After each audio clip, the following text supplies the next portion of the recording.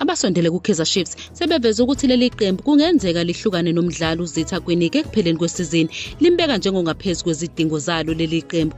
Imithombo esondelene naleli qembu ikhomba ukuthi uGwinika uzophelelwa inkontileka ekupheleni kwalesizini, mancane amathuba okuthi aqhubeke nokuba kumakhosi ngesizini elandelayo.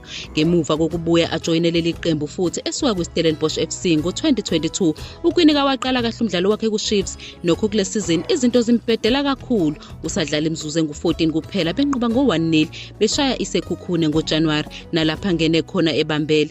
Yize ehlale khona njalo ebhentshini le-Chiefs, uGwinika uthwale kanzima ukuthola isikhathi sokudlala esiphusile, okwenza iqembu losuku lomdlalo amahlandla angu-11, kodwa wahluleka ukungena enkundleni. Ukungafakwa kwakhe enkundleni sekudala ukuthi kukhule izinkulumo zokuthi isikhathi sikaGwinika kuleli qembu siyaphela. I-Chiefs sivele ihlukene nabadlali abafana noMduduzi Mdantsane, Sabelo Rathebe, Thatanyako Dihlokwe ezinyangeni ezedlule, kanti uGwinika sekubukeka kuzokwenzeka okufanayo nakuye njengoba inkontileka yakhe izophela maduze, futhi iClub izimisele ngokulungisa kabusha iskwadi sayo. Mancane amathuba ukuthi uGwinika alulelwe inkontileka yakhe njengoba isizini siyaphela. Ikusasa likaGwinika ku-Kaizer Chiefs libukeka lingacaci kahle, futhi kungenzeka afune inselelo entsha kwenye indawo ukuqhuba umsebenzi wakhe.